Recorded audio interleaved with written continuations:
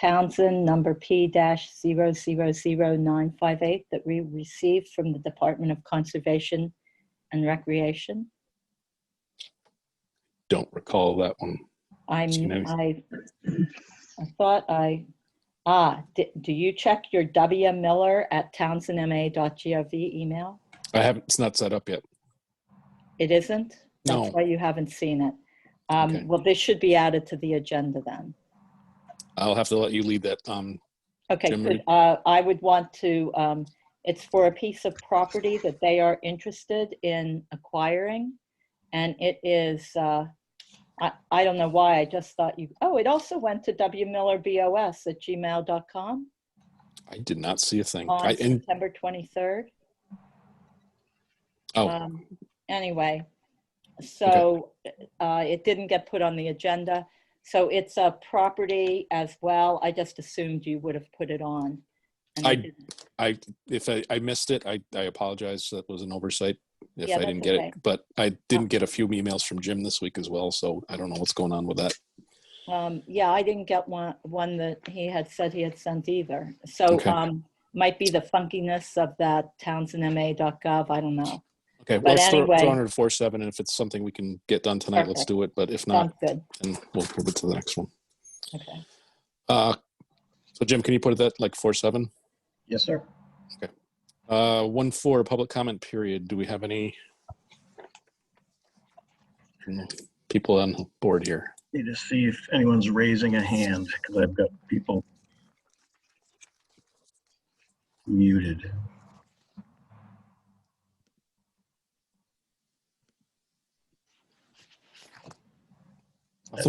Any hands, Mr. Chairman, do you? Do people know how to raise their hands virtually? I do not. I'm looking down at reactions on mine, and I'm able to give a thumbs up and a clap, but I don't see a place where you can raise your hand. If you go to more, there's a raise hand function there. Where is more? Top right corner. Not on my screen, it isn't. Bottom right for me, next to reactions. I don't if you just have click more. if you click the screen, something should show up, but I don't have that. So I guess if everybody is muted, how do people and if they can't find because I can't find it. I know there's a raise your hand, but let's see if I can unmute all for the time being and then mute folks again. So or what about the chat? Are we monitoring the chat?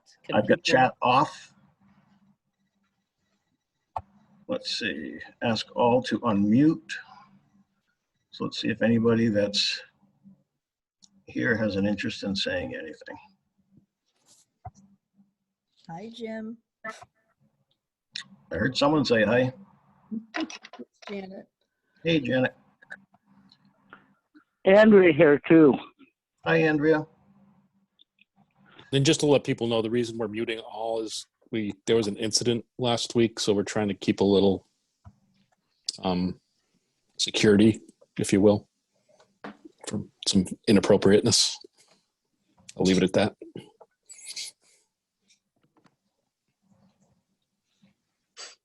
Okay, but if anybody doesn't, we'll move on to 2.1. Veronica, were you aware of something you might have comment? Sorry, you were breaking up. Say that again. I didn't know if you were aware of someone that might have comment. I can try to. No, I'm not aware of anybody that has a comment, but I think people should be able to comment if they would like to. And that we should have a way for them to do it. I agree. Yeah, can you hear me? What's that? Jim, this is Dave. Can you hear me? Oh, hi, Dave. Hi, how are you? Good. Can barely hear you, though. It's a pretty bad connection. All right, well, I'll do my best. I was unable to get into Zoom. Can you hear me now? Yes. Yep. I can hear you, Dave. I would like to make a public statement. Mr. Chairman? Okay, yep, briefly, please. Yes, sir. Public statement, October 6, 2020. Townsend Board of Selectmen meeting. Good evening and thank you, Mr. Chair and Madam Chairperson. My name is Dave Henkels, I have been the conservation agent in Townsend for 3 years. My primary responsibility to the town is to uphold the Wetlands Protection Act and the local bylaws and regulations. Additionally, I work closely with the Conservation Commission. Since the beginning of my job in Townsend, I have been very fortunate to meet and work with some exceptional people. I will start with the Land Use Office, of which I am a part. During my time as agent, I have worked closely with several individuals, including Beth Faxon and in the past, Lindsay Butler. Working through the challenges that are ordinary to any office, coupled with the pandemic, have made our jobs that much more dynamic. That said, everyone is experiencing some element of hardship. I would also like to mention the Highway Department and its staff as it continues its steadfast work keeping our roads safe and in good repair. In particular, Jim Smith has always been receptive and exceptionally helpful in assisting the Conservation Commission and land use as the demand requires. Eric Chartrand, the new building commissioner, has been every bit as helpful. He has already made a significant difference. And I cannot forget Janet Levitt, commandeering the building department for close to 6 months on her own. Every town employee I have met has been gracious and very willing to assist the Conservation Commission.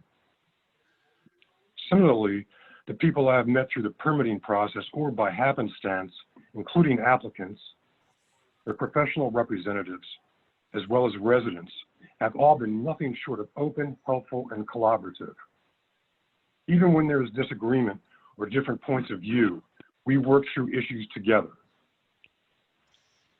Through these various associations, I have come to know what a special place and community Townsend is. Having said all of that, I have also encountered some unresolved challenges that began long before I arrived. And that in itself is not unusual. However, recently, I have been advised that concerns have been raised about me, as well as the Conservation Commission, seemingly in an effort to discredit the Conservation Commission and me personally, and even worse, professionally and personally. Specifically challenging my character, my integrity, and my qualifications to be a conservation agent. On a professional level, that's nothing out of the ordinary. That is completely fair game. However, on a personal level, that's where I draw the line. I take great pride in trying to always be forthright, honest, and decent. My motto is and always has been, simply, do unto others as you would have others do unto you. Thanks, Wendy. I endeavor to be informed about all aspects of every situation. Additionally, I do my best to be transparent and open. And the bottom line is simply to do the right thing while understanding my obligation to Wetlands Protection Act and the local bylaw. This statement is not solely about me. It's about the town and what is best for the town. It is about leadership, from staff to appointed and elected positions, including myself. Recently, I read the BOS Ethics Code, much of which is driven by common sense, respect, and decency. I have some concerns about the board's adherence to that code. With all due respect, Mr. Chairman and Madam Chairperson, I would indulge you with these 2 questions, please. Number 1, while appointed or elected, have any board members been involved with residents who sought or seek to discredit the Conservation Commission or its office? Number 2, while appointed or elected, have any board members knowingly been aware of any resident or residents who sought or seek to discredit the Conservation Commission and its office, and then not have communicated that to the Board of Selectmen, the town administrator, or the Conservation Commission and its office? Lastly, I'm the first to admit that I have my shortcomings. We're young enough to learn from others and benefit from their wisdom, and I will continue on that path. In closing, I hope the Patience and thoughtful dialogue improve Were you done? dramatically I hope. Oh, good. the BOS, the agent's office, Done enough? the Really? I just have a heart attack. president. After the day we've had. Town deserves that respect. Thank you very much.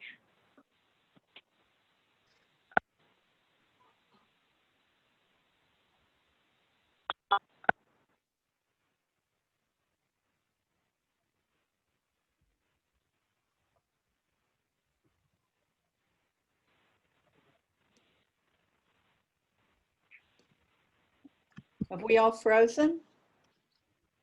Looking at unmuting people. Veronica, you're unmuted. I am gonna find Wayne. I can see Wayne. There he is. Asked to unmute. There we go. Okay, there we are. Thank you, Dave. I will not be answering the questions as this was not on the agenda. So thank you for your comment. We'll take it into advisement and address that at another time. Thank you. I'm going to move on to 2.1, appointments and hearings. Town Clerk, Kathy, thank you for coming. We have a couple of things to discuss. So can we jump onto that, please? Unmute Kathy. There she is.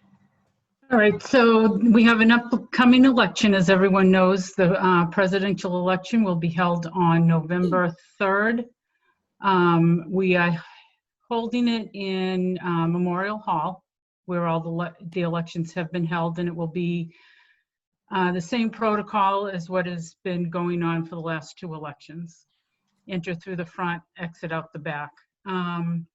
Early voting begins on Saturday, October 17th. The hours are on our website under Your Vote Counts, and it runs through Friday, October 30th. Over at the Recreation Building. Emmy was nice enough to let us use it again. Thank you. And we thank them for that. We have a lot of vote by mail applications. There is an application on our website under Your Vote Counts. There's also, we have online a voter registration. The last day to register to vote is October 24th. The ballots just came in, so we are Good. starting to mail them out. We're telling people not to expect them till next week, just in case they're at the bottom of what's going out. So we're trying to get them out as soon as possible. Okay. So you need a motion to sign the warrant, I take it? Yes, the warrant should be signed. Okay. Veronica, can I get a motion to sign out of session? I move that we sign the presidential election warrant for November 3rd, 2020 out of session. And I'll second that. All those in favor? Veronica Kell, yes. Windmill, yes. Just to that, Kathy, is there a deadline that this has to be signed, or it can be tomorrow? Oh yeah, you have plenty of time still. Okay. I just remember the last one was kind of rushed, so. Yep. Is next week? What's that, Veronica? Is next week okay, or does it have to be this week? No, I think next week is fine. Okay. Okay. Second part is just for everybody's edification. I'm pretty sure everybody has heard by now that Selectman Klein has submitted his resignation as of last week. So we have an open seat we need to fill.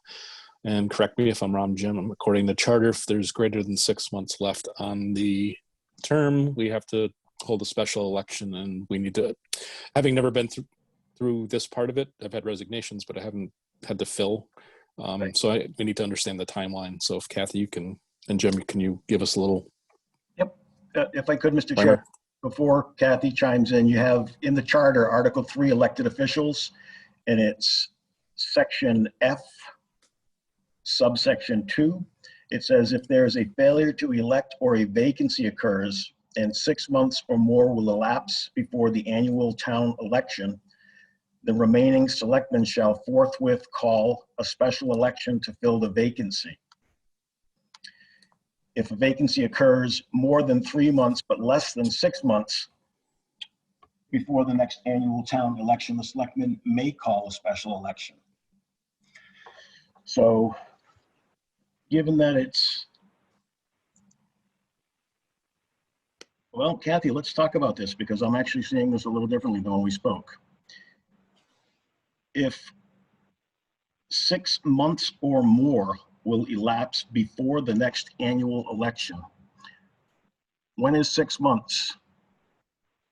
So the next annual election, I believe, is April 24th.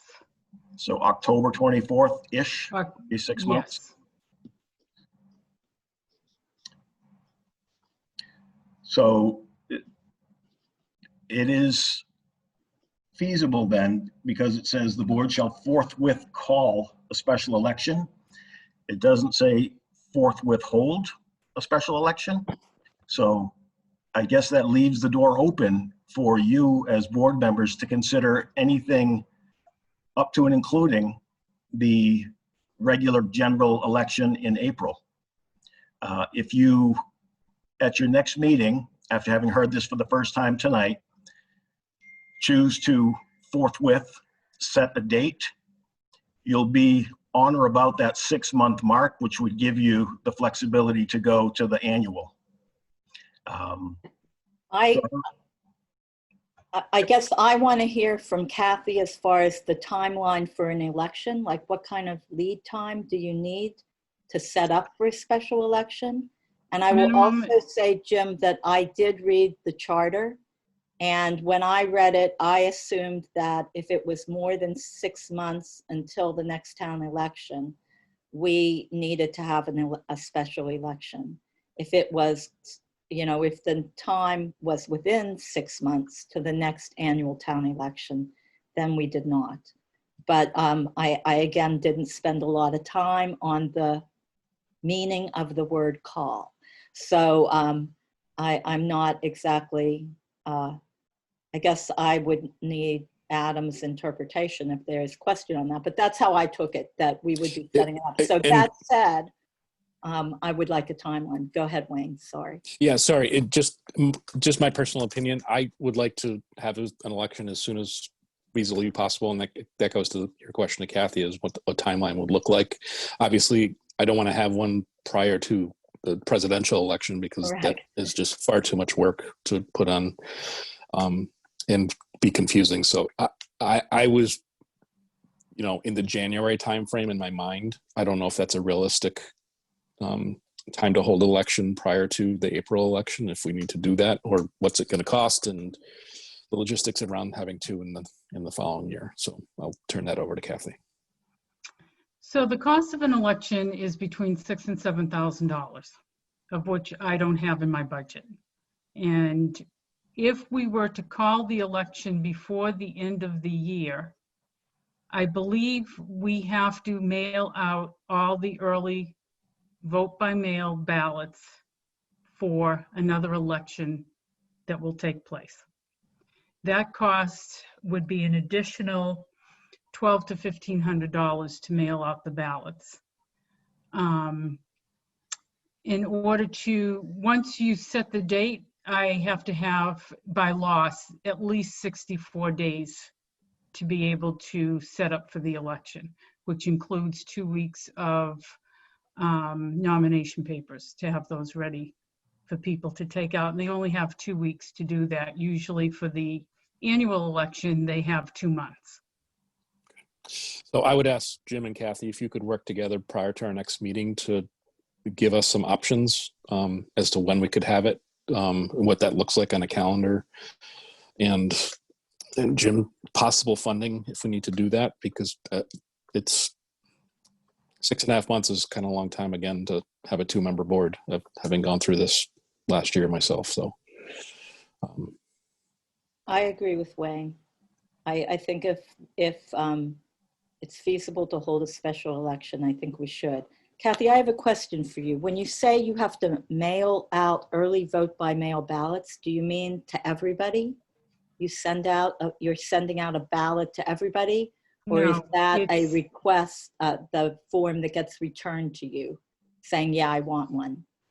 So the forms have already been returned to us for the presidential, but it's for any election being called before the end of the year.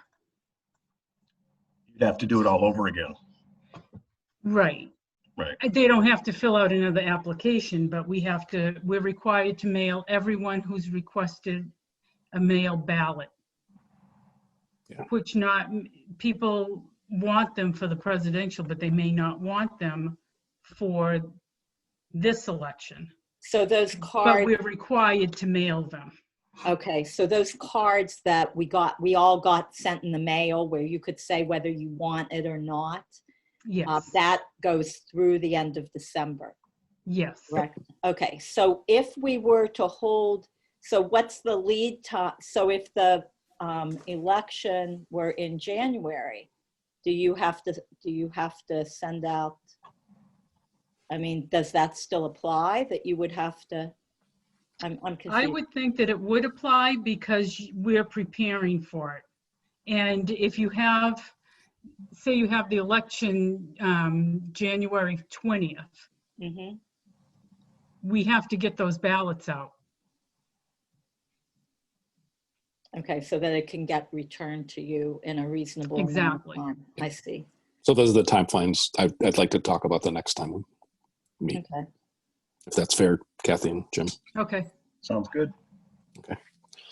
Right. Thank you, Kathy. Appreciate it. thank you. 2.2, town accountant and town treasurer collector discussion, revamping cash operations at town recycling, permitting, fees, etc., to a single point of collection. Jim, what do we got here? So we should have Anna and Lori. Are you both there and able to speak? I'm here. Can you hear me? Yes. This is Anna. Yep. Okay. Lori? I'm here too, Jim. Yep. Awesome. Okay, so you have them, Mr. Chairman. And this was an item requested by Selectwoman Kell. Yeah, so Veronica, I'll let you. Yeah, this was selected by me. It's just something that I thought we should look at. I certainly didn't expect that today we would have a solution to it. But it seems to me in this day and age that we should, I guess, why do we have things that are cash operations? Why isn't there a different way of doing things? And so can we change it so that people can, so that there can be, if it is cash, a single point of contact, as opposed to cash being collected in all the other offices? Or alternatively, can we turn other offices into places that do not accept cash, but do accept other forms of payment? So that was, so this was just a point of discussion. I know in other towns, there are, cash is at the collector's office, the treasurer collectors. So I was just wondering if there was a model for that, if that had been looked at, and what is the feasibility of it in town? Anna, do you want to start that? Yeah, I guess I will start. In Townsend, I guess it's dictated by the demographics and also something maybe called small rural town culture. There's a lot of people that just prefer to pay with cash, especially their small fees, but not only. I have many customers that come with the cash and pay their taxes, from the small excise tax to really large real estate tax payments too. And having said that, Veronica, as you said, we're probably not going to get a resolution to it today because there's many factors that we have to consider. First of all, during the pandemic is the capacity of my office. In my office right now, to follow the social distancing protocols, we can have only one person at the time. And we already shared the office with the assessor. So we are at this time, we are trying to actually reduce the amount of people that come into the office to absolute necessities. We encourage people to mail their taxes to the logbox in Reading or leave them in the drop box outside, by the entrance to the town hall and not come in. If we get more people in here trying to come and pay for different things, I can see long lines forming in the hallway. And that hallway is kind of narrow. I just don't think we have good means of controlling that traffic. So that's just a problem with the capacity of my office during the pandemic and during the restrictions. more problems that I can foresee is I spoke very briefly to few departments, and I think we should really reach out to them and see what they can provide as a feedback to us. I know I spoke to senior center. One cash payment that they receive is cash for the rides, for the bus rides, for the rides that town provides on the buses. So it's not really feasible to ask seniors to come to the town hall and pay for the ride if they don't really have a mean to drive and they actually need the bus to even get anywhere. The other problem could be the library. The library collects very small fees, late fees, out of state fees, and they are not in the same building as us. So if someone trying to check out the book finds out that they actually have fees due, I don't think they're going to drive to the town hall, pay their fee, and go back to check out the book. I think they will just give up the book. So, you know, things like that. Recycling center is open on Saturday. We are not. So someone would have to plan really well.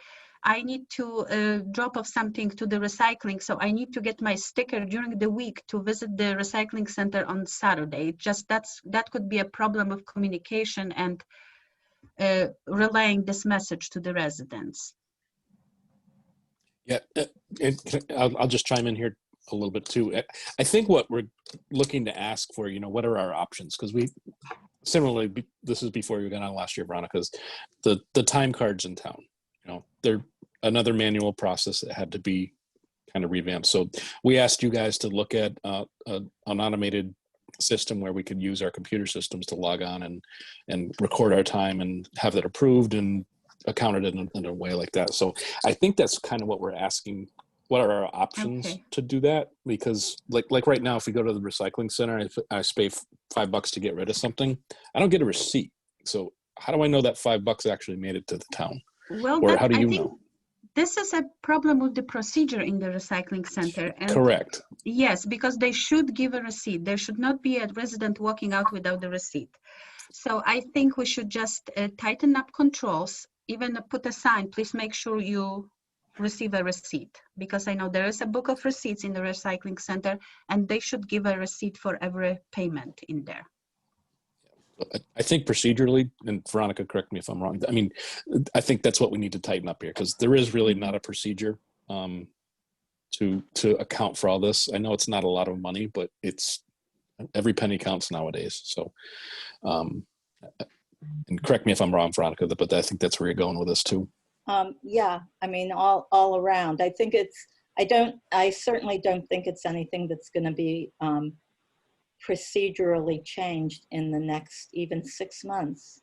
So I don't think that the pandemic really applies. And if anything, it's a good time now to look at these processes and see what could be changed, what could be done so that seniors receive bus passes in the mail. As far as the library goes, I know that you can now pay online for anything that, you know, any overdue fees or whatever that you have. Those can all be paid through the CW Mars system right now. I know because I've done it. And so, and I appreciate that there are some people that still like to use cash. And I do think we should accommodate them in town, but I would like to see that accommodated in a central place.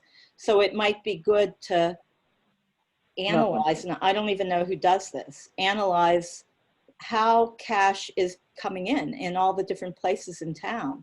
The time cards, it can be automated in the same process, but make things more automated. There's no reason why, even at the recycling center, that things couldn't be on an iPad or whatever. It's okay, this is what came in, this is what came in, you send the receipt that way.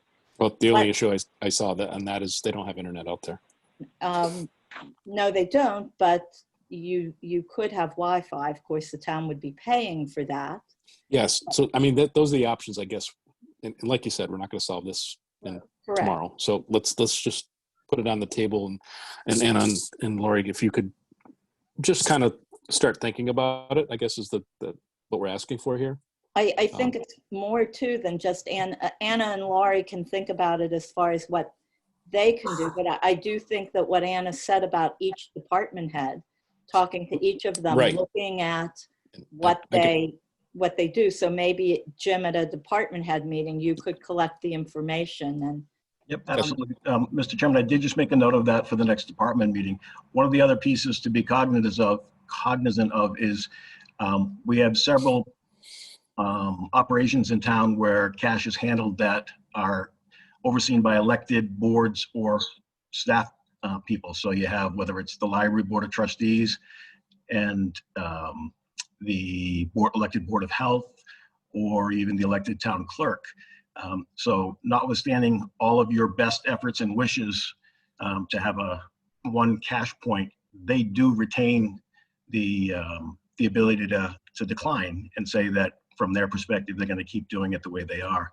I did see Carla's hand up a moment or two ago. Carla, I don't know if you had something you wanted to add.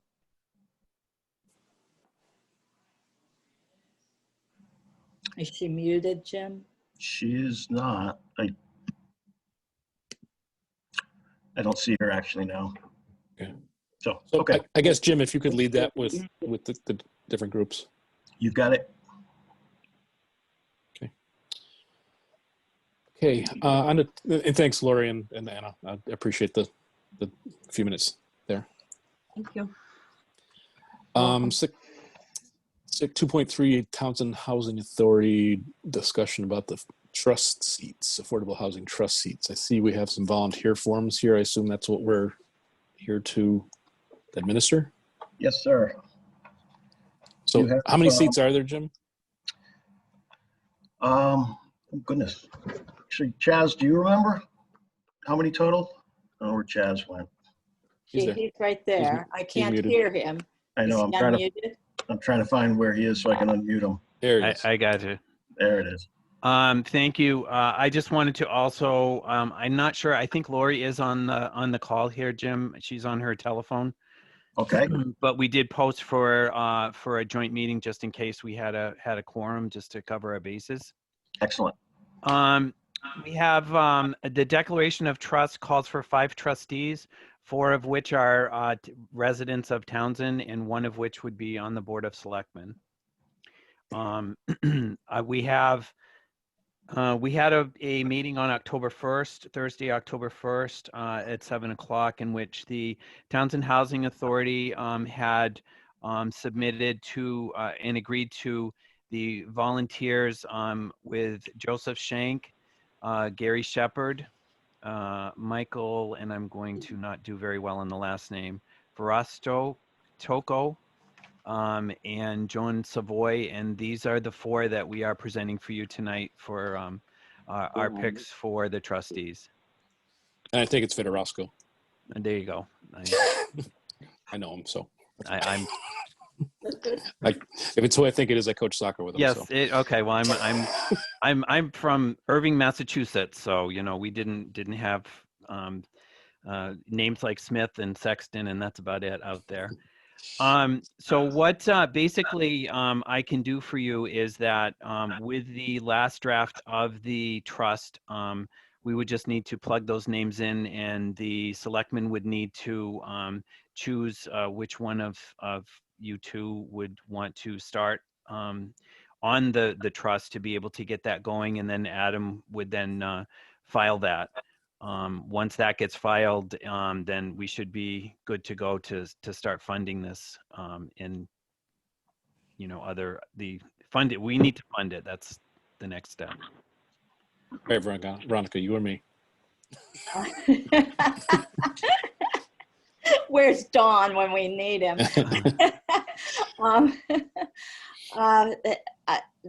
Either way is good with me, Wayne. I can do it, but it's for 6 months, so I don't know how long this is going to go. So if it's, and Chaz, I'll defer that to you. Is this a longer term thing, and you'll just have to reappoint in April, or whenever we have the next? Yep. You would be able to change that, but the way this is set up is that 3 are going to be chosen as a 2-year term, and I put the selectmen as a 1-year term. just because I knew that it was going to be a shorter term. Jim, correct me if I'm wrong. I think that even if you are only at 6 months, that you would be able to rename somebody at some point. Absolutely, yep. If Wayne were chosen tonight and his term ends in April, then at the very next meeting, somebody could be selected to fill the remaining balance of that year. Correct. Okay. Yeah. And then All that right, person then in turn would go the full term of whatever, where Okay. they're at as far as the selectman is concerned. Correct. All right, Veronica, I'll take this one then, All right. unless you then. want it. I move, do we need a motion? I move that Wayne Miller be the designated select board trustee for the Townsend Housing Trust. I'll second myself. All those in favor? Veronica Cal, yes. Wayne Miller, yes. And, And Chaz, do we need the other ones tonight as well, or? You do. That would be votes of the board. Before I make motions, then Chaz, can I ask, you said that 3 of them would have 2-year terms. What does the 4th person have? Or do they, are they all 2-year terms? 3 would have 2-year terms, 2 would have 1-year terms. And that's the first, after that first term, then they would go into in rotation, just like any other board, each one, so they're staggered. Okay. So we've already done the 1-year term. That's Wayne, correct? Yes. And if 6 month. you're- okay, so I may I suggest? sure. We can do the motion as read by Chaz if you want to do it that way. Okay. I have Gary Shepherd, Joseph Shank, and Michael. Well, let me look to make sure I have it Roscoe. right.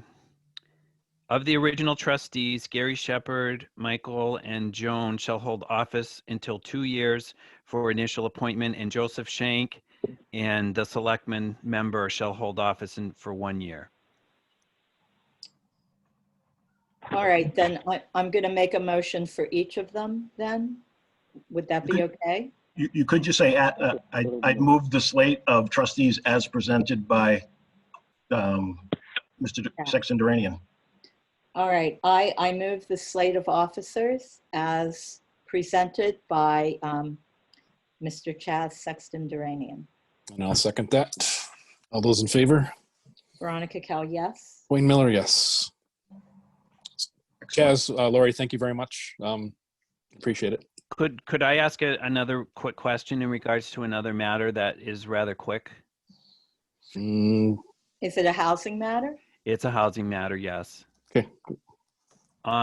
We are we had gotten a grant, the planning board, for some to look into certain land, and we'd like to have the land over at Dudley Road looked at into it. We've already been approved by the town to get a feasibility study. This would be part of the feasibility study, and we just need a form for the selectmen to sign so that we can start with that particular process. Do we submit? So Jim, can you work with him on that?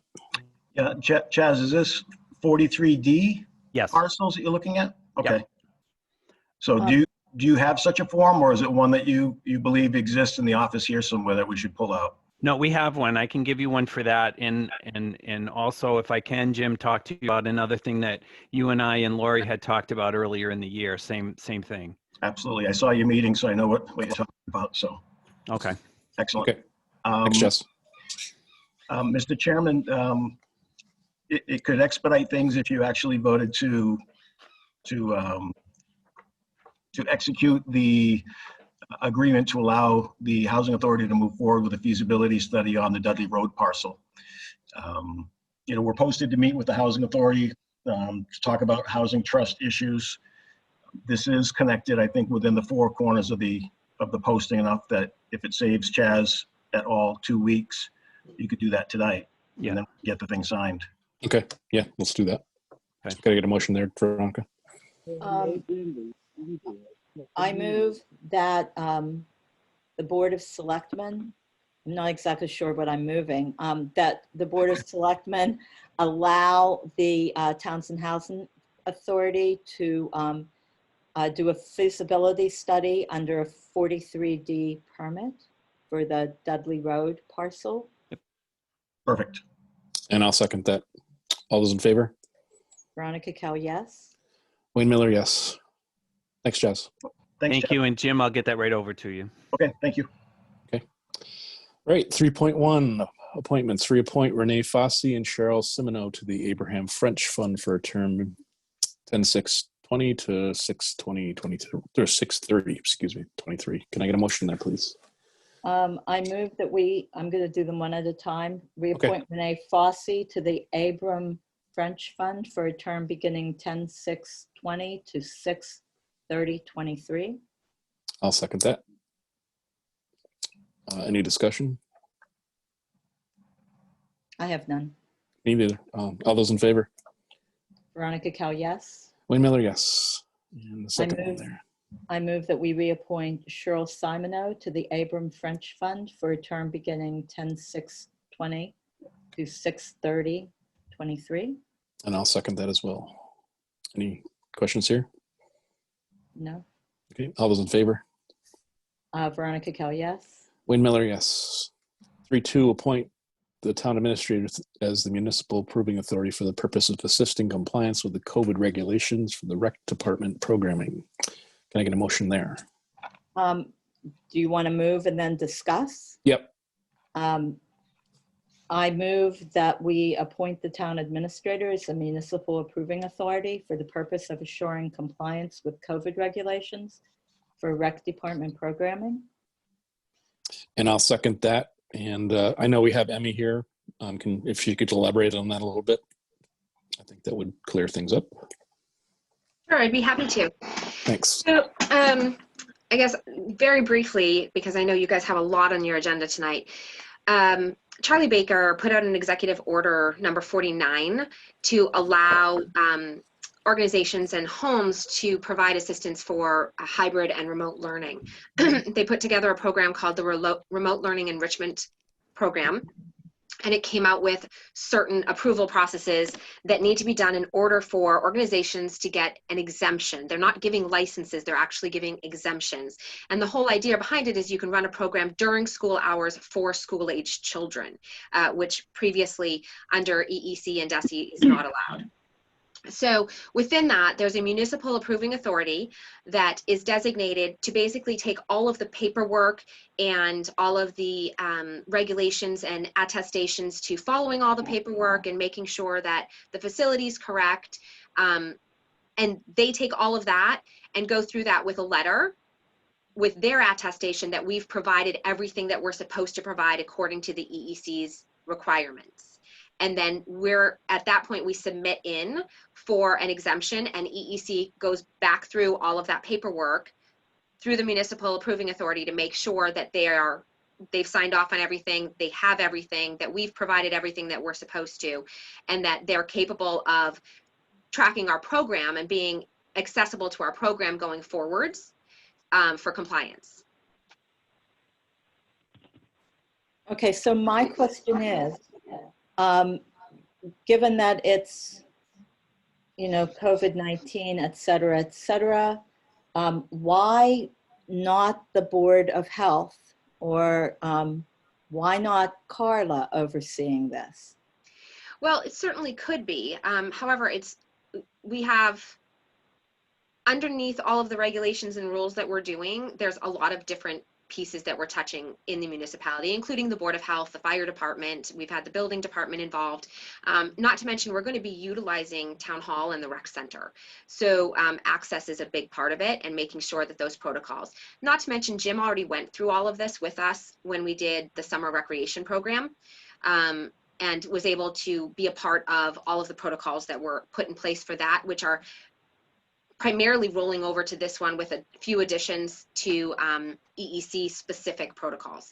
So he's already familiar with it, as well as being handling personnel, and part of this new one is background checks, in 3 different background checks and attestations for that as well. So it's mostly for ease because he's already familiar and already involved.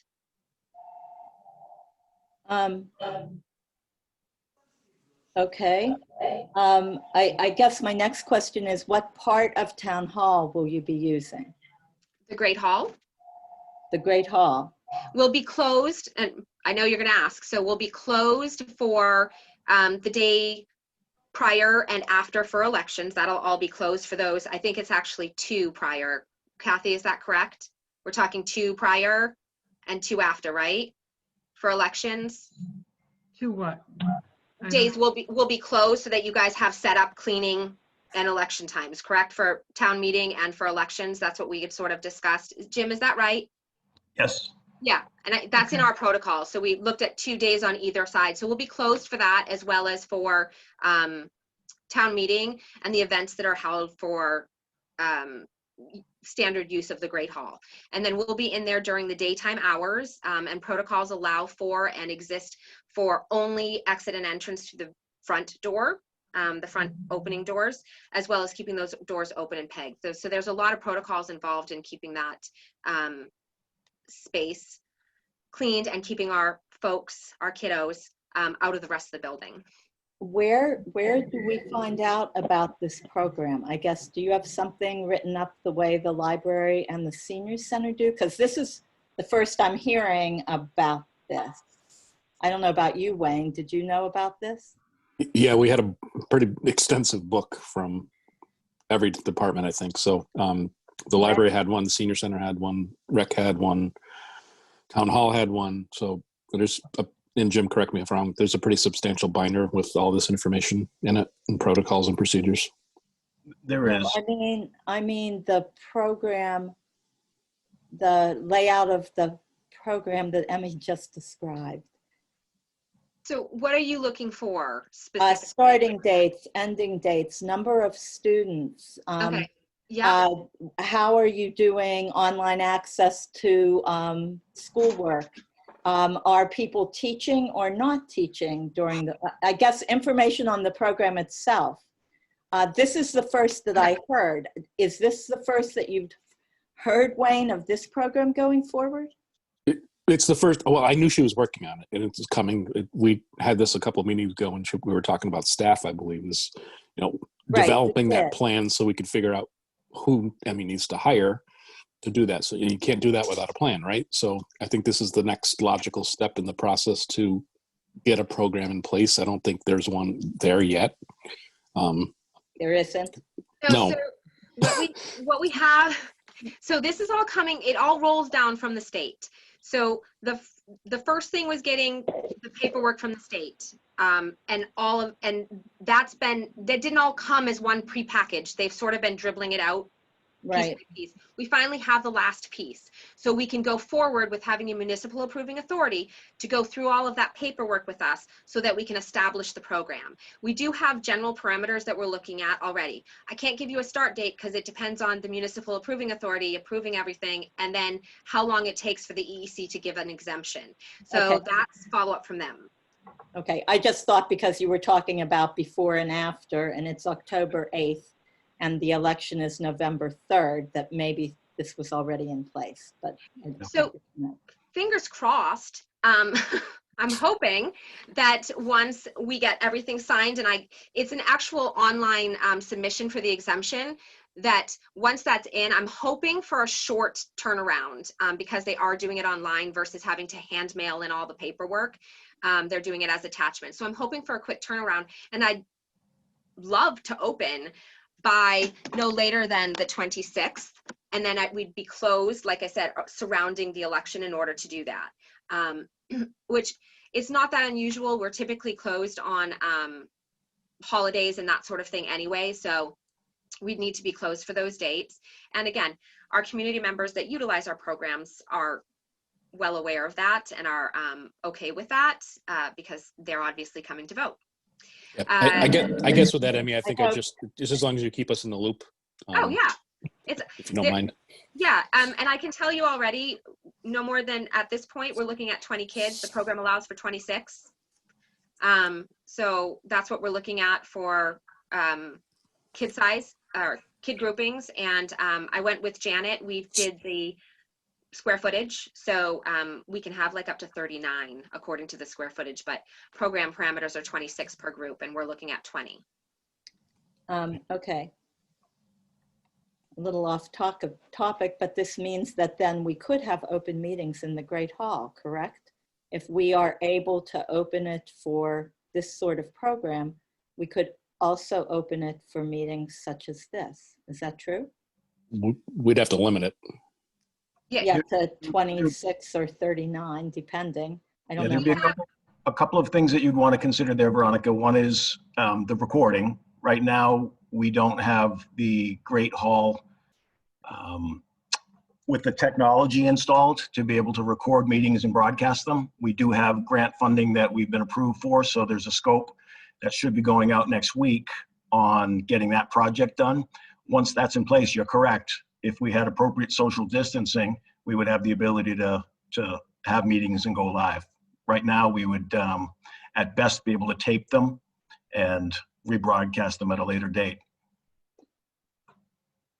Okay, so this is off topic from what I'm so asking for, but I guess I'm just thinking, okay, if you've got those X's on the floor all, spread out, then we could just put chairs there, Yeah, we can talk about the next meeting. And we could do that, right? We can talk about that on 4.3 perhaps. But anyway, all right. So, and Jim, as far as provides ongoing oversight of policy minimum requirements, you're on board with that? I am. It's actually, as Emmy said, it's mirroring what I've already done for the rec department with the programs they've already had in place. If we had known, as Emmy said, it's come out in dribs and drabs. If we had known this a month ago, we would have been up and running by now. It's not rocket science to do. It just takes somebody that's available in the building with familiarity to be able to go over it also. Yes. And is there any Board of Health oversight required? So our protocols are already attached underneath the EEC's health and safety. And again, the Board of Health has already gone through my protocols when we did summer.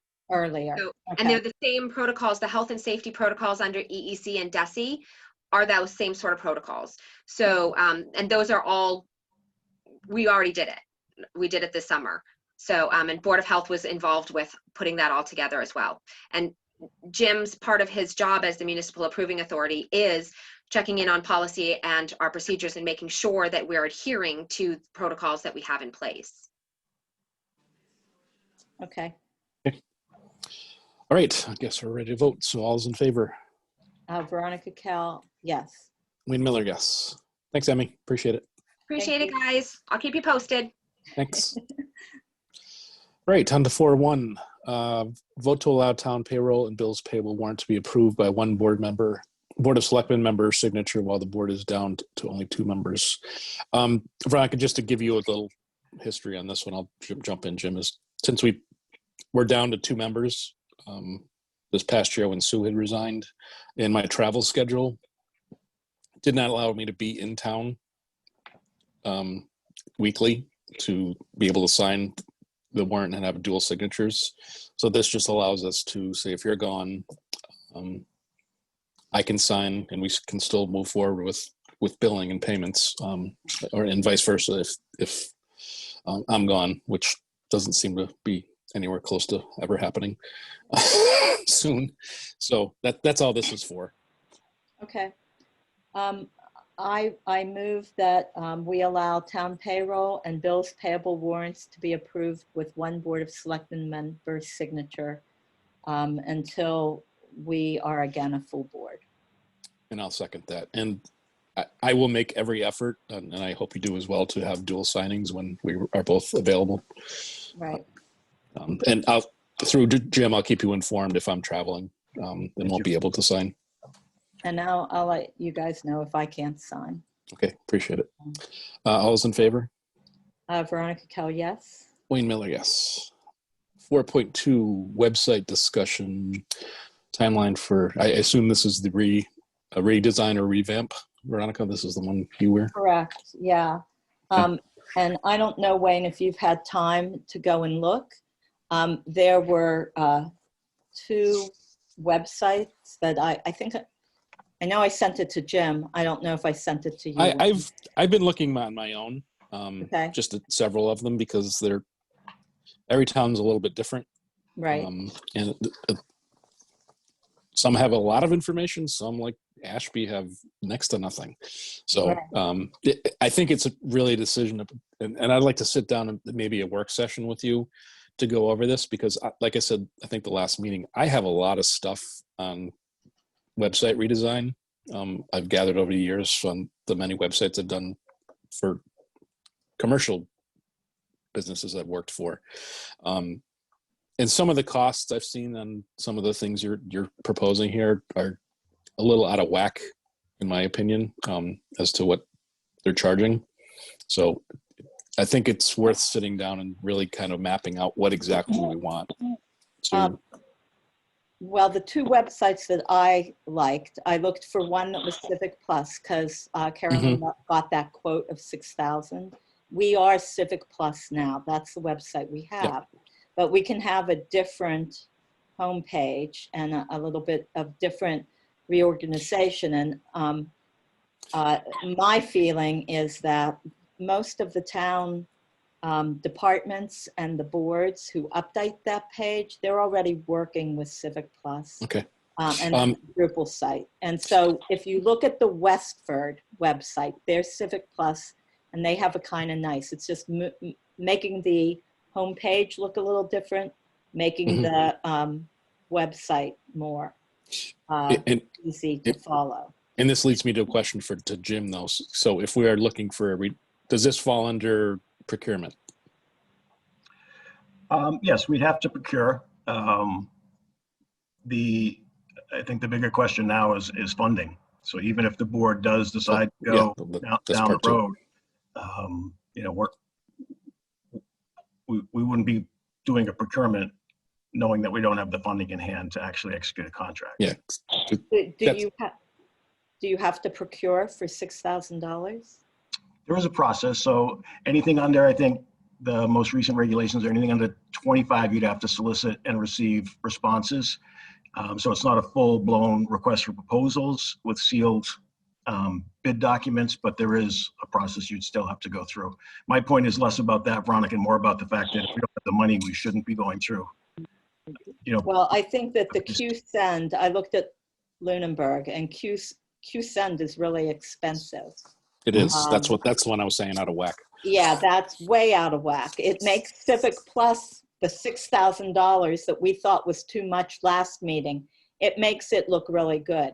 And so I had asked that Laurie look at what was available in the MIS budget, and Jim too, to see if we could, and what that MIS budget is actually being used for. I do have that information for you, Veronica. Okay. And I'll email a copy of the spreadsheet. I took the MIS budget out of the budget and created a standalone sheet and added arrows to the individual lines showing what the total numbers are represented by when you unbundle. So for instance, we have under MIS professional and purchase services an amount of $72,700. And within that line, we pay for $34,000 for the base fee for Guardian, $16,000 for hourly as needed for Guardian. We have $16,500 we pay for Vadar financial software. That's our accounting software. We have $2,500 for our annual hosting for Civics Plus. And then we had to actually do some work with the assessors server, their Patriot server, because we were working off of a standalone old PC, and it wasn't stable. We needed to make certain that we didn't lose that data. So we had $3,500 in that line for that. So that all totals to $72,500. Additionally, there's a line item for $11,500 for MIS communications. And within that line, we have, I don't have the copy in front of me. Within that line, we have the Office 365. We have a monthly per seat fee of $20. So it's $20 per month per seat times 40 seats, which is $9,600, and $2,000 for Comcast for our internet. So that comes up to 11,600, and that line's 11,500. The only other monies that we have in the MIS budget are the $12,000 in personal services, and that was to cover Hartley for the 2 months of the fiscal year. And lastly, we have $18,000 for MIS replacement equipment. So that's a hard equipment, and that's some of the funding we've used already to recable for Cat 6, the 1 gigabit cabling that we just had done on the second floor to actually bring us up to the same speed as the downstairs. We've got some additional wireless access point work that's going to get done that ties in actually with Emmy's program. Right now we have 1 wireless access point providing Wi-Fi for the entirety of the second floor. We need some wireless access points installed in the Great Hall, whether it's for town meetings or for Emmy's program for people to be able to do their remote work. So that'll be coming out of the equipment line as well. So can any of that, especially for Emmy's program, be rerouted to COVID relief round 2 funding? We've already, one of your other questions for the meeting tonight is where are we on COVID? And I think to date we're at about $50,000 we've done IT, hard IT work on. And And how does that play into the MIS budget then? Are we covering? Separate and apart from. So could we have an accounting of this to look at, and could the finance committee be involved as well to see what we've got, what we've spent, how we can get COVID money to do some of this? Because I know one of the things that was included in the packet was from looks like an outside vendor, that you can get COVID money for website upgrades. I mean, one of the things I would like, it would be nice if on the front page of our website, people could see that Emmy's program exists. Right. And that we wouldn't have that if it wasn't for COVID. We wouldn't have that full day program. So we should be able to see the small business funding that was there. We should be able to see any housing money that is there. So it's a website design that in part is being driven through because of COVID. Sure, and it was, that's what you're referring to is an email that I submitted into the packet that I just got on October 1st. That is the first time we've seen an approval for website design through the COVID funds. So I put that in there to make the point that we may have an opportunity using COVID funds if we don't have the funds in-house or in budget to do it. But in terms of getting an accounting for the board and the finance committee to see what we've done with COVID funds so far and what still is potentially available, it's timely that you bring the point up because Lori just had to file our round 1 report last week. So I can get Lori to get you each a copy of that electronically. I don't know if Lori's still on. I don't think she is. Electronically into the finance committee as well. I know you were on the call for round 2 last week, as I was. So they're opening it up a little bit more than they had in the original round, but there's still a lot of the IT work that we can get done. A lot of the AV or cable access stuff that might otherwise have had to come from cable access funds that we might be able to wrap into COVID as well. So absolutely make certain we get that to you tomorrow.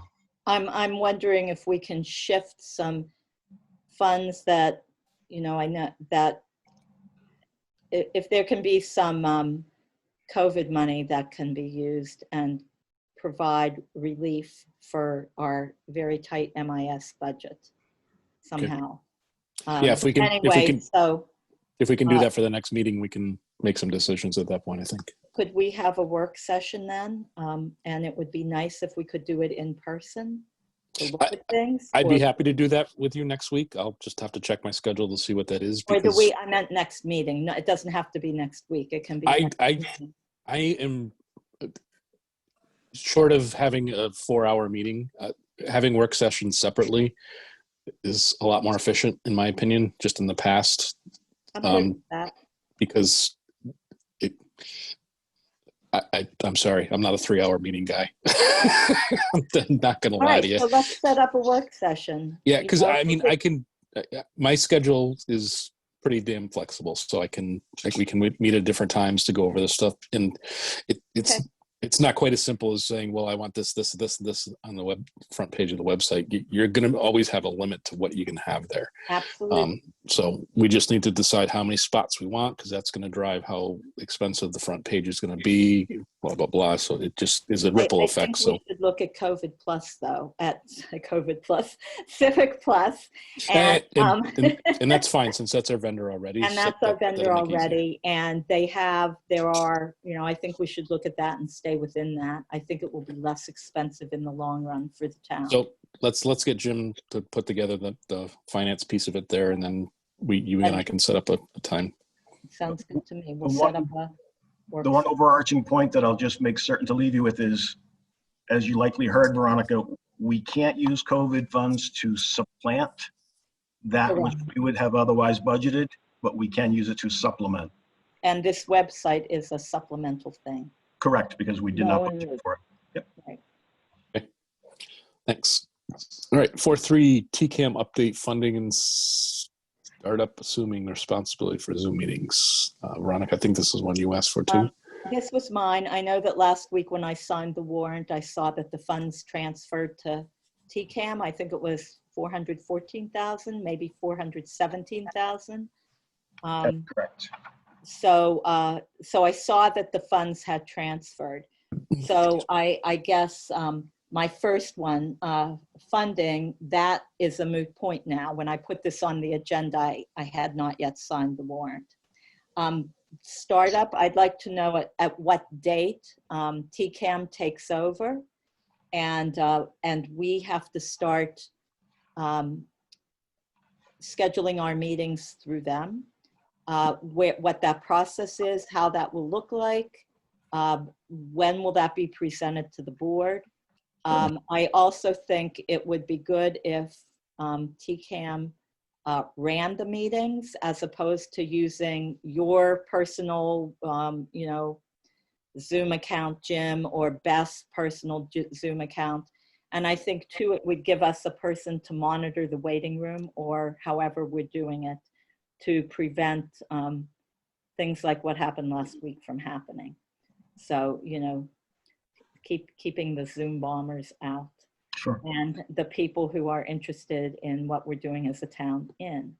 Yep. So if we're going to be doing meetings on Zoom, and because this is all precarious, we might go back to the Great Hall and then have to go back to Zoom. Who knows? And there are a lot of committees that are just meeting with Zoom. So what's the plan, I guess, is what I need to know. 2 members at least of the board of directors are in town hall tomorrow. Hartley and I will be together with them to talk about the plan for transition. This will be the last week that Hartley will be on town payroll. He will be transitioned over to TCAM. They do have a payroll service that they've engaged through their accountant.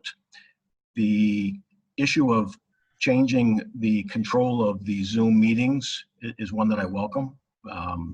Having to look at my papers and see if anyone's in the waiting room. It's not hard. It's just, it's something that Hartley can be doing, which will be a little easier. So the discussion tomorrow will likely center around the TCAM getting one business Zoom account with multiple users available. And they'll be the ones that set the meetings, send the invites, and that everybody logs in through. They monitor, record, and then upload. Not unlike they were doing when we were doing the regular meetings. They'll just be doing it at the end of the Zoom meeting.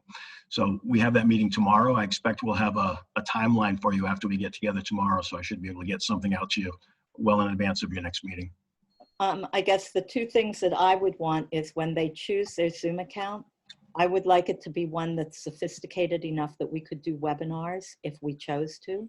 Yep. And then the second thing is, I think I would like there to be a procedure written up so that other departments and boards, etc., that want to use TCAM, how do they get that? You know, what's the process for getting your meeting scheduled or whatever it is that you want? So that should be a written policy or procedure or something somewhere so that everybody knows. And we're not reinventing the wheel. I mean, we have a very robust community access corporation in Fitchburg, another one that's very successful and longstanding in Ash West. So we don't need to be reinventing the wheel here in terms of policies and procedures. Yeah, but I would want it gotten out to all the department heads and the boards and committees. So we need to get it first, and that's what the discussion tomorrow is going to also entail, is what's the process and procedure going forward. So not just the timeline, but where the process is going to be. That then will roll into the department head meeting as well. All right, excellent. Okay, thank you. 4.4 South Road property regarding planning board recommendations. This is another one from you, Veronica. I'm not sure what this one's. Well, Jim had sent us out in August. He had gotten a call from and I was still on the planning board then as well. Yep. He had gotten a call from an attorney about a property that is actually it lies between Emory and Tyler off of South Row. And so it's landlocked. And in here, I guess, were they looking to donate it, Jim? Anyway, you sent out an email to the Board of Selectmen and also to the Planning Board and the Conservation Commission and asked them to look at it and discuss it with their board. Correct. And so the Planning Board, of course, did discuss it. And I guess I was waiting for it to come back to the Planning Board, but it hadn't yet. And I don't know if Conservation has weighed in on this or any other board that you notified, Jim. I've not heard from anyone other than planning. You do have in your packets at 4.4. It's a document that is an excerpt, page 5 of 6 from the Planning Board minutes of, I don't have the date on it, but it's section 3.8, and it was August 24th, I believe. So down at the bottom, yeah. And it was, 3.8. So Veronica, you were on the planning board at the time. Do you want to just share with everybody what the planning board's position was? Well, we discussed it, and it isn't an HESP, Natural Heritage Endangered Species program type of property. It's one of interest, but it isn't as critical as some pieces that you might see in Townsend. It also doesn't have any access, so it is a piece of backland. But it's 42 acres. So it might be a nice piece to have in the town's pocket in case we want to do something with solar or housing. Town properties might want to look at it. So I guess the planning board voted to recommends that the town accept the parcel of land. We were under the impression that it was a donation, but Jim, you talked to them, right? Yeah, I did. The gentleman that owned it passed away. His kids have inherited it. They tried to market it. They recognize that there's little to no value because it's landlocked and a portion of it is wet. So they're now just looking to donate to the town for the tax write-off. So they would get a write-off for the value of the parcel. And if that is the case, then the planning board recommends that the town accept the parcel of land. We took a roll call vote, and I'm looking here, it was unanimous. So I guess it's up to the selectmen whether we choose to have Jim go back to the attorney and say, yes, we would be interested in accepting the donation. And then to play the handout to its conclusion, the only way the town can take fee interest in real property is through a vote of town meeting, unless it's a CR, at which point you would involve the Conservation Commission.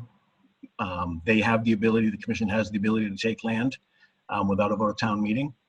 So if it wasn't going to be something that the commission was interested in engaging on, then we would be looking at the next available town meeting before it could be effected.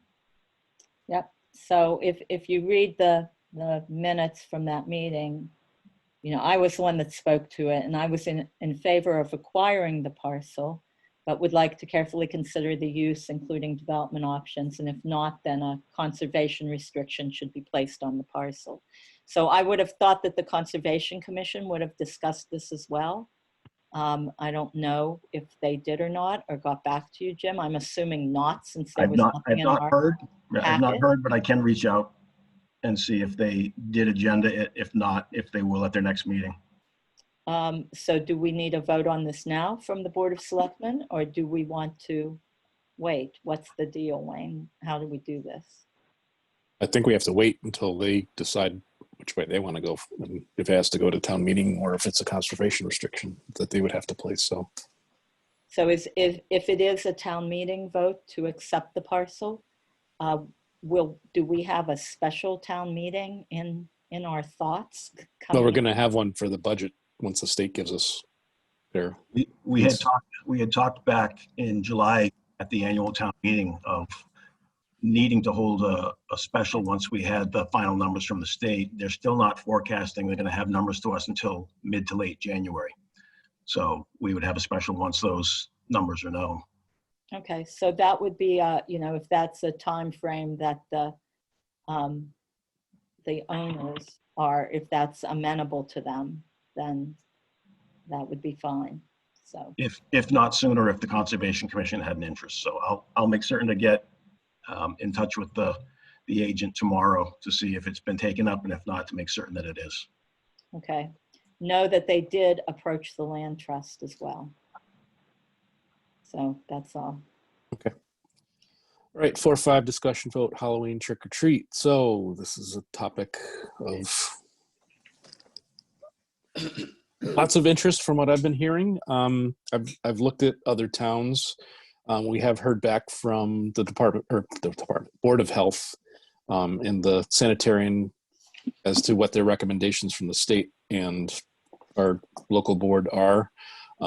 And shockingly, they are asking to follow the CDC guidelines, which are in turn in line with all of the recommendations that we've been following already with, you know, masks, I guess in this point, under masks, and limiting gatherings, respecting homes that do not want or choose not to participate. So I looked at other towns, and I had, in Veronica, just for your edification, I had Jim reach out to several surrounding communities to see what they're recommending. And they're basically, you know, setting the typical Halloween hours from 6 to 8 o'clock, and asking that there be, you know, parental supervision, limited face-to-face contact where it's, you know, they're not approaching the door per se, but there is a some sort of sanitary handoff, if you will, of treats. So I just wanted to get it on here so we could discuss it, to one, either set the time, because typically I guess the Board of Selectmen do this, and get that information out to the public that we could, so the CDC guidelines are out there. And Jim, correct me if I'm wrong, they're really not enforceable. They're just recommendations. They are recommendations, and irrespective of whether the Board of Selectmen votes to call hours for trick or treat or not, people are going to go trick or treating. I know, I've heard it from several people. It's just, again, following the recommendations that it's not a party of 100 people. It's not a group of 50 kids running through Timberley Park. Just so we can cover ourselves, saying that we've put out there the CDC guidelines are available to everybody, and that's what the town is adopting as far as recommendations for Halloween trick or treating. Well, the CDC guidelines that Rick Metcalf, there was a link in there. There are higher risk activities, moderate risk activities, and lower risk activities. And I know we're not going to be policing what activities, but are we going to make a recommendation? I mean, as opposed to just saying, hey, whatever, follow the CDC guidelines. I mean, I'm recommending the low risk activities, and trick or treating was one of them, if I remember off the top of my head. Lower risk activities, carving or decorating pumpkins with members of your household, decorating your house, doing a Halloween scavenger hunt, having a virtual Halloween costume contest, having a Halloween movie night with people you live with, having a scavenger hunt style trick-or-treat. The lower risk, it's the moderate risk. If we're going to do trick-or-treating, it's the moderate risk where we're sitting. And yeah, and I think just getting that out there, that it is a moderate risk, and that should be taken into account by the parents. But as Jim said, I know of a lot of people that plan on doing this, no matter what we do. If participating in traditional trick-or-treating where treats are handed to children who go door to door is a high-risk activity. What they do say is participating in one-way trick-or-treating, where individually wrapped goodie bags are lined up for families to grab and go while continuing to social distance. So putting them at the end of a driveway or the edge of a yard, or, you know, not, in other words, not knocking at the door, which takes away all the fun. And that's what I've heard from a lot of parents that they plan on doing, is setting out that prepackaged goodie bag at the, you know, on the porch or at some part of the property. So I think we should say that we recommend these activities and put that list out there. Yeah, and that's, we can't control what people do or do not do. No, and it's like society right now. You can't do that either. But I think we could say this is what we are recommending. Yeah, and I'm on board with that 100%. Okay. So 6 to 8 on the 31st with the CDC guidelines showing the recommended style for trick-or-treating being the one-way individualized goodie bags at a property boundary, focusing on that specific portion of the CDC regs? Yes. I would also put in the part about the costume masks. They say a costume mask is not a substitute for a cloth mask. That's was the mask under the mask thing I was talking about. Yeah, costume mask should not be used unless it's made of 2 or more layers of breathable fabric. Do not wear a costume mask over a protective cloth mask because it can be dangerous if the costume mask makes it hard to breathe. Instead, consider using a Halloween-themed cloth mask, which I know isn't quite as much fun, but it's the world we live in right now. I know. Next year, hopefully, it'll be back to the way it was. Okay. So Jim, if you can take care of that. Yeah. Do you want to vote that, just so I have the vote of record for 6 to 8 on the 31st, using the CDC guidelines for one-way trick-or-treating as further explained in the regs? Yep. Can I get a motion on that, Veronica? So moved. And seconded. All those in favor? Veronica Kell, yes. Wayne Miller, yes. Apologize for the phone in the background. So you'll, Jim, you'll send us something that's written up. Absolutely. And we can look it over. Absolutely. And then once I get word back from you guys that it looks copacetic, we'll get it up online. Perfect. Okay, thanks. All right, 4.6, approve a road opening on Beach Street for Unitil gas service. Can I get a motion on that? I move that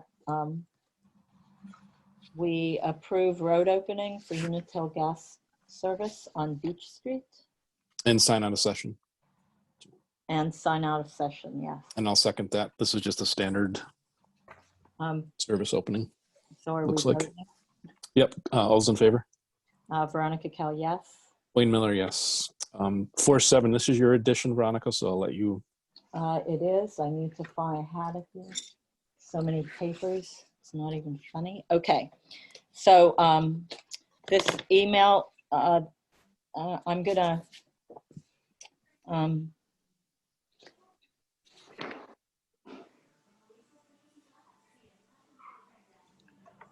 we have been requested by the Commonwealth of Massachusetts, acting through its Department of Conservation and Recreation, that hold on a minute, I'm supposed to, we asked that the board announce the Commonwealth is considering the acquisition of 18 9/10 acres, which is currently an undeveloped woodlot.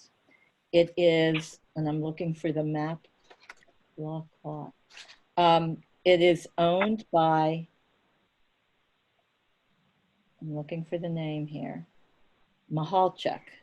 I want to say Brian Mahalchuk. And it is on Route 13, across from the DCR property, the Townsend State Forest, and adjacent to Townsend State Forest land. I didn't print the map. But Wayne, you have it in your email, and Jim, you may too, I'm not sure. But in any event, we are to announce at a public meeting the proposed land acquisition. So I'm going to just read, I, Veronica Cal, Clerk of the Select Board of the Town of Massachusetts, do hereby certify that on October 6th, it was announced at a public meeting that the Board of the Board of Selectmen that the Department of Conservation and Recreation may acquire an interest in a parcel of land located in Townsend as shown on the attached locus map. I should bring up my, I hesitate to screen share. You don't have screen you sharing don't need on. you don't need to you don't have to do that, Veronica. A piece of property, it's at the bottom of the cul-de-sac of Hillside Drive, and it abuts Route 13. So it's 18 acres between the properties at the very base of Hillside Drive and Route 13. So the Department of Conservation and Recreation may acquire an interest in a parcel of land located in Townsend as shown on the attached locus map marked for conservation and or recreation purposes. Then there's something that we need to vote on. Wayne, should DCR decide to pursue this acquisition, it may be necessary to complete the transaction in less than the 120-day notice period otherwise required. We therefore ask that you agree to waive the 120-day notice period. And there's a waiver indicator that we have here. So, yeah. Mr. Chairman, so Veronica, this sounds like it's chapter land, right? Because it's a woodlot. And if they were talking about a 120-day period, so this is a first right of refusal the town has pursuant to Chapter 61, either A or B, which is a little trickier because they've got to give notice in a certain prescription, which I'm sure the state knows what they're doing, but it goes to the select board as well as the assessors. So we should see if it came into the assessors, and it should have come into the select board office via certified mail. And I don't recall seeing it come in via certified mail. So we should make certain that we know exactly what it is before the board votes to waive any rights on it, because you would have to ask the assessors to consider it and vote. Okay, prior to can the I select see board if taking it's a vote. in chapter land? Am I able to look for that? I was actually trying to pull it up myself, and without knowing what map and parcel is, I'm not. I Having think to I look. can give you that though. Hang on 1 minute. Well, at any rate, can we push that off to the next meeting to get all the checks? I'm not ready to waive something that I'm not. With this. Okay, this came in on September 21st, Wayne. So if you check your email, that's where you should see it. And like I said, I have not reviewed that whatsoever. If I missed it, I apologize. But All right, so let's move this out to the next meeting then. if you don't mind, I'm sorry. Oh, I don't mind. I just assumed that. Never assume, right? I just assumed that you knew. All right. Sorry. So we'll move that to the next one, Jim, if you don't mind. Gotcha. Okay. Work sessions, 5.1, funding human resources person and signing of all essential policies on an annual basis. I think this was you, Veronica, as well. It was me. And this came about because of other work that we've done as a board. So I would want to revisit that for the special town meeting. I would like to see what the, again, this goes, all of these things were tied in with, I had asked to discuss policies and procedures and also the new job descriptions and the wage matrix. And this is all tied into that. So I know that we have had a human resources person on the docket, so to speak. And it had been funded, but in this last town meeting, we defunded it. We kept the position, but we zero funded it because of budget things. And I really think that we should look at what that job description is and I will, what we want it to be and to fund it. I'll agree with that 100%. And I'm going to switch gears and have it not to be a position, but an outsourced resource for us to do, because that seems to be the route. Finding it, and this is kind of the trouble we had when we were doing this, is finding a part-time person to do a full-time job, which this may end up being, was a challenge. So I would entertain exploring outsource pieces of it and I would be amenable to looking at all things, but I have, I will tell you that I lean away from outsourcing only because I don't know that, it depends. We're outsourcing a lot. We're outsourcing our IT, we're outsourcing. Is that where we want to go as a town? So I think that's something that we should talk about, but I don't know if that is the best way to accomplish it. So it's certainly something to talk about. Okay. And yeah, the funds were low for a human resource person. It was, and I think we can take that up as we move through the budget process moving forward. And again, I'll state work session and with policies in the matrix. I want to have that as a separate one as well. Okay, so we now have how many work sessions going 2. forward? 2. Okay. The first one is website. Yep. Second one is job descriptions and wage matrices. Yep. And those are going to be really completely dependent on funding, because understood. Absolutely. And then the other one is policies and procedures. Yep. And if we can probably take that one up quicker than, because I don't know specific which ones we need to talk about first. Which if you had again, it's kind of the priority setting. Which ones you want to tackle first? And I want to tackle the web page. That's number 1. Okay. Well, then number we have our 2, priority. It's a toss-up between policies and procedures and job descriptions and wage matrices, but we should definitely have these going forward. Yep. So. Okay. I'm good with that. All right. And the human resources person then, in my mind, would be responsible for seeing that any policies that are required, keeping track, although Kathy might be the person, town clerk might keep track of the ethics and conflict of interest signing. Yes. I'm not sure. So these are things that I don't really know, but I think they should be looked at, and I think we should be making sure that these things are getting done. Okay, fine with that. All right. Right, 5.2 COVID-19 relief update. Jim, you touched a little bit on that. Yep, I do have a copy of Lori's spreadsheet right here in front of me. This is what I referenced a bit ago that I can email to you later tonight. Presuming she emailed it to me, I don't recall if she gave me a hard copy. If she gave me a hard copy, I can email it tomorrow. But the very quick breakdown of what was funded in round 1 for first responder direct costs, $37,515.12. So inside of that number, you would have overtime costs.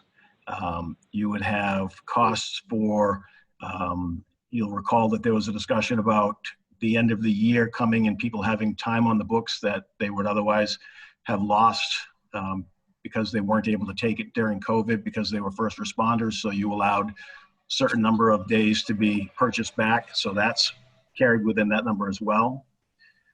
We've got also in that number is there was a rental for I believe a 2-month period in case first responders came into contact with somebody that was COVID positive and didn't feel that it was safe to go back home if they had family members that they were being cautious around. So that's covered in that line as well. We have accelerated telework capacity, and to date we've spent $44,999.60, and that's in large part the laptops, everybody's department head's ability to be able to remote in on town equipment as opposed to people using their own personal PC at home that their kid might then sit down on and play whatever game kids play nowadays, and the link to the town server still be accessible, and we end up with some kind of corruption. So everybody that has the need to telework now has town equipment to do so. This is the line where we've done some of the upgrades to our network for productivity and Wi-Fi capacity. So we were functioning with a very, I'm not going to know the technical terms, but a very limited bandwidth. We're now functioning at a full gigabyte in the building on the first and second floors. So that line covers those expenses, and that'll be the line where you would likely see the work that you've already authorized most recently to have the senior center and library infrastructure completely revamped and replaced. So we've received the approval from the state to use COVID funds for that.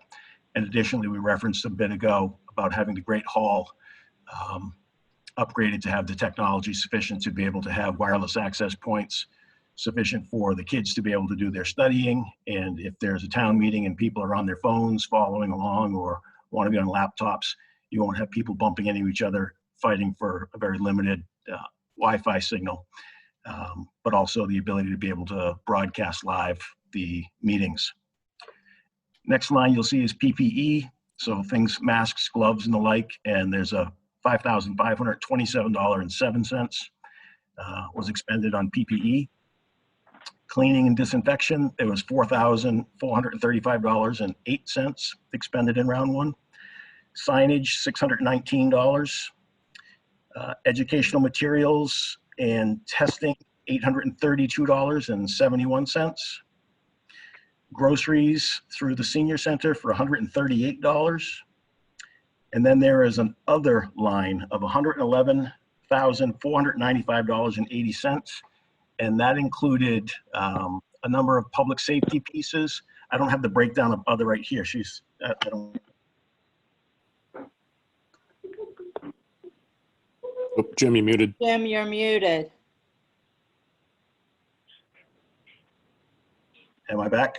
Yep. Yes. What I was saying is I don't have the second sheet that has the breakout of the other requests, but it'll be on the file that I send you. It'll break out that other 111,000 for a total of to date $205,562.91.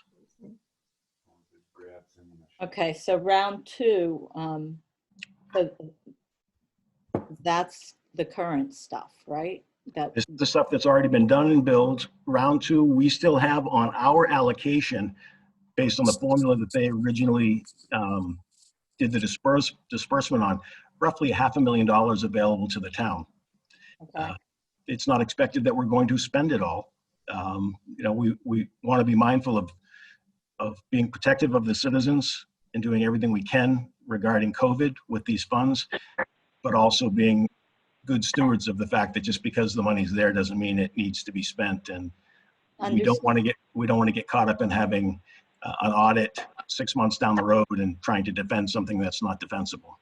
I guess I don't know if Chaz is still on the call, but can any of that remaining money get put into the housing trust for mortgage assistance and rental assistance? That's one of the programs that we talked about, probably 3 meetings ago now, maybe 2. Right. So yes, that's one of the categories in the original spreadsheet that the Commonwealth put together. So Right. it would be an allowable use, absolutely. And if I remember right, when is the reporting? When do the funds need to be expended in round 2? Isn't that like December? They're saying December 30th, but they're saying it with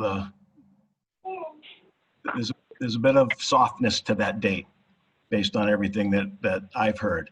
The federal regulations right now for the FEMA portion is December 30th, 31st.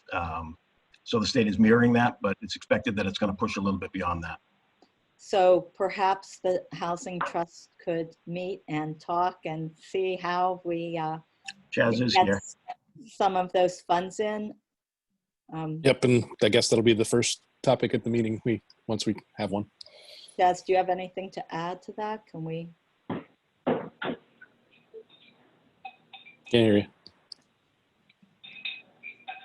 Is he muted? I double muted myself. There you go. I had my dog with a squeaky toy, so I had to keep it quiet. All we would need if we put that in the fund, we would need to have an agency that administered it. And that's something that Jim had put in. That was Central Massachusetts Housing Alliance, Jim, is what you mentioned last time. That was just the one that came up. I know the other was RCAP, but I also know that we've got some history with RCAP that we might rather go with Central Mass. Yeah, and I also have Metrowest Collaborative Development that we've been talking about, talking to as well.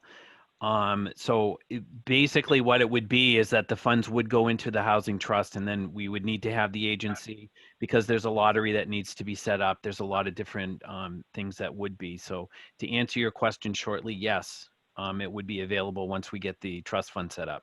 So I'm just thinking of timing. If we, so if the trust were able to meet and get things together by Thanksgiving, is that too late?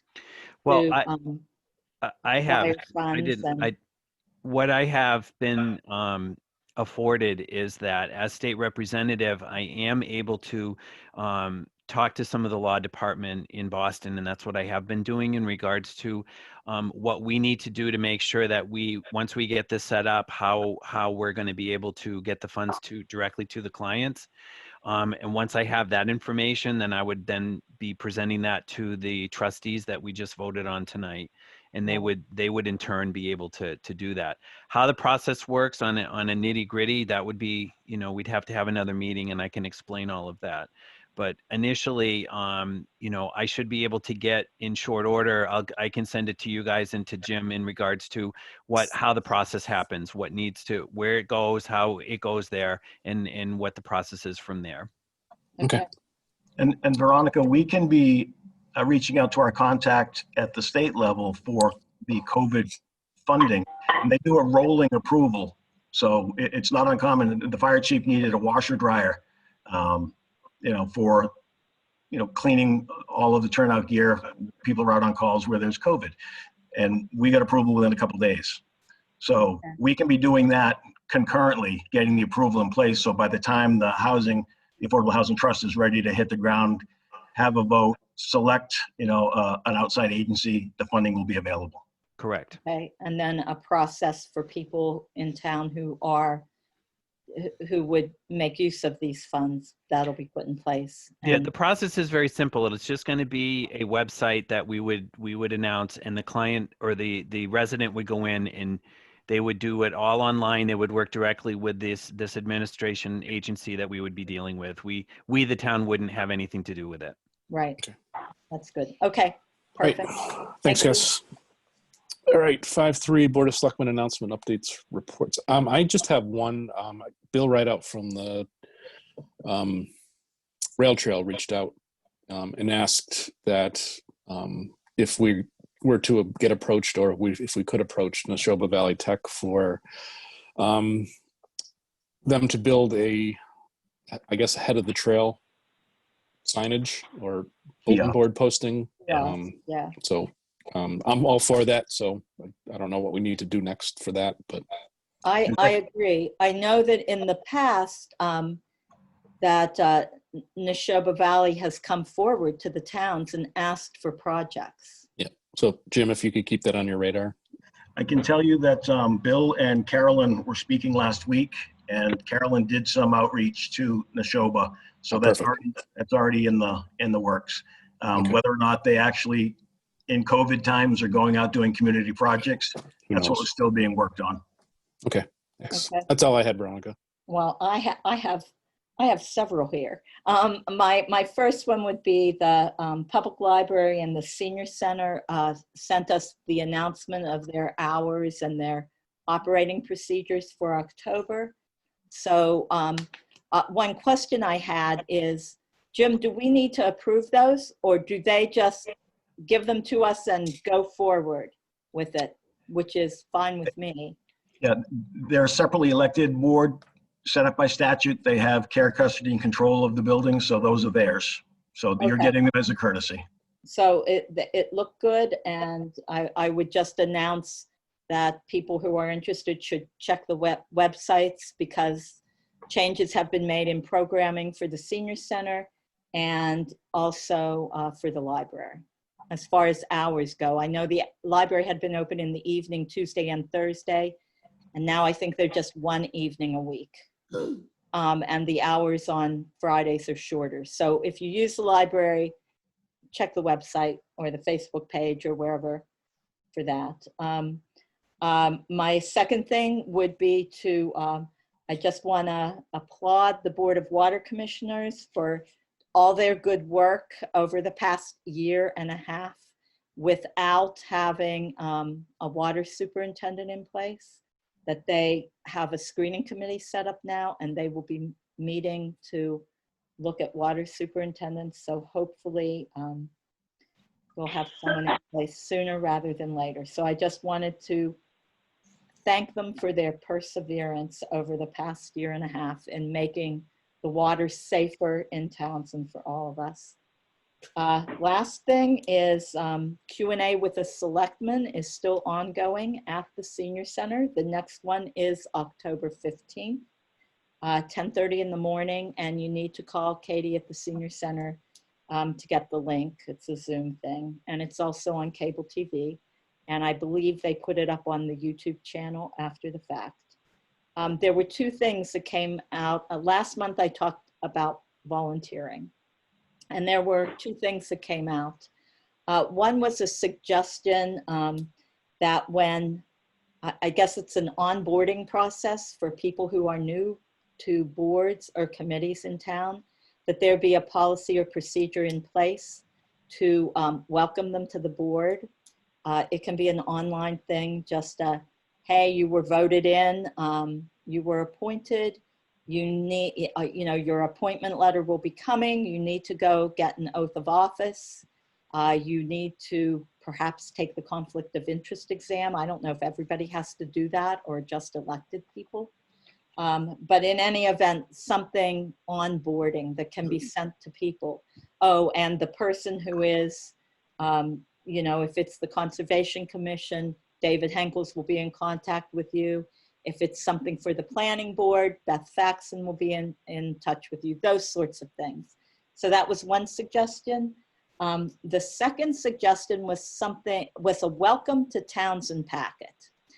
When someone new moves to town, and I wasn't sure how you knew that someone new moved to town, maybe that's the assessor's office or somewhere, that something be sent out to them, welcoming them to town, saying, hey, we have an Earth Day celebration. If you want to volunteer, that might be a good place to do it.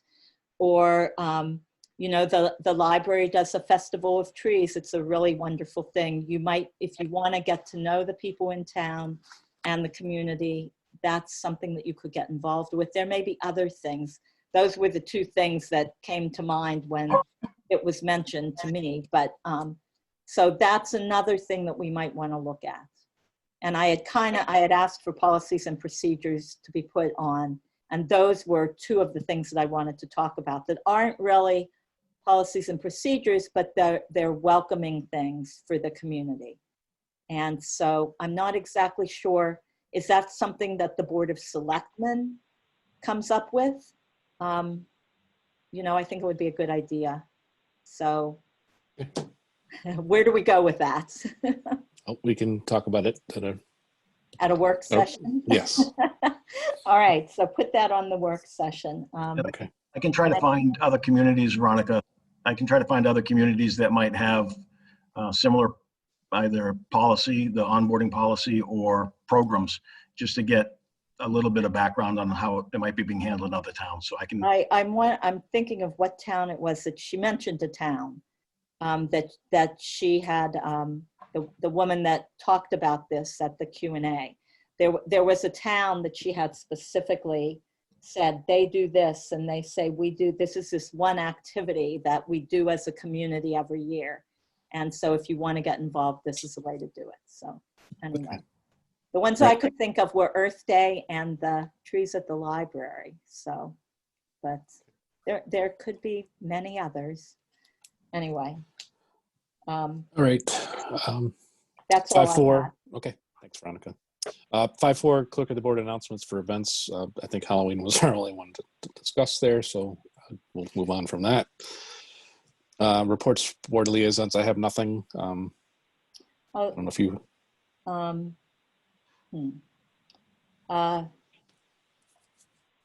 Liaisons. Do we need to worry about liaisons with Dawn? we probably have to put that on the next agenda. Next too, agenda, okay. as well as reorganization of the board, Jim. The only board that contacted me was the senior center, and I think we've talked about that pretty much. Okay. Already, so. All right, 5-6, review and sign payroll and bills warrants. Can I get a motion on that? I move that we review and sign payroll and bills payable warrants out of session. I'll second. All those in favor? Veronica Kell, yes. Wayne Miller, yes. And we have 2 executive sessions. Can I get a motion to move into executive sessions, please? I move that we move into, we have 2. Do I need to do them one at a time, or how? Yes, does please. this work? Yeah. I mean, both at the same time, or do we do one and then do we do the No, other? you do them both at the same time.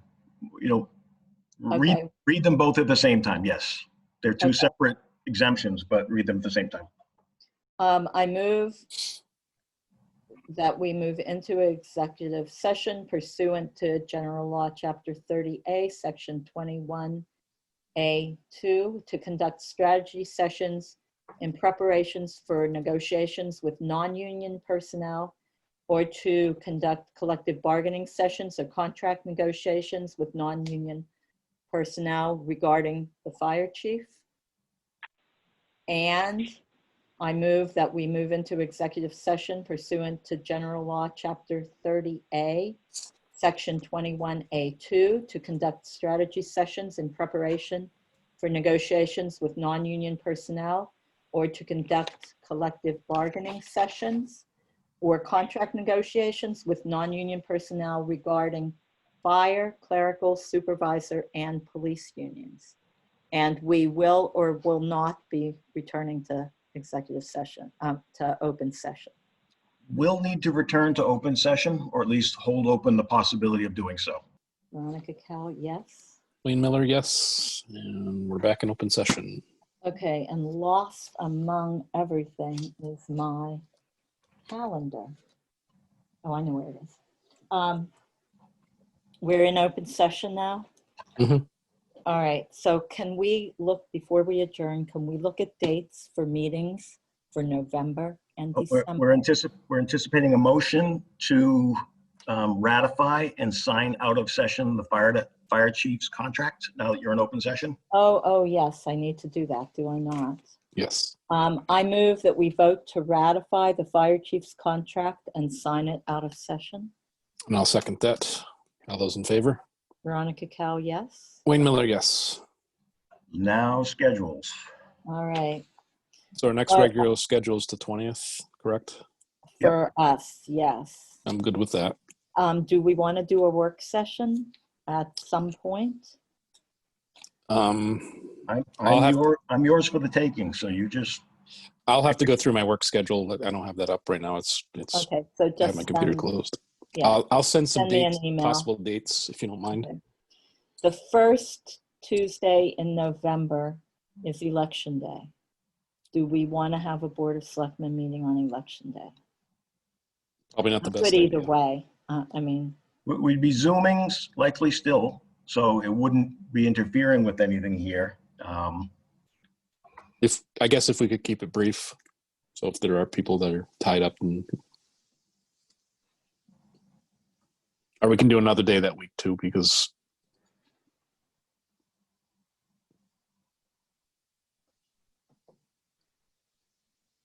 I mean, it's, and correct me if I'm wrong, Jim, it's legal to discuss via email scheduling of said meetings, so we don't have to decide right tonight if we don't need to. Yep. okay.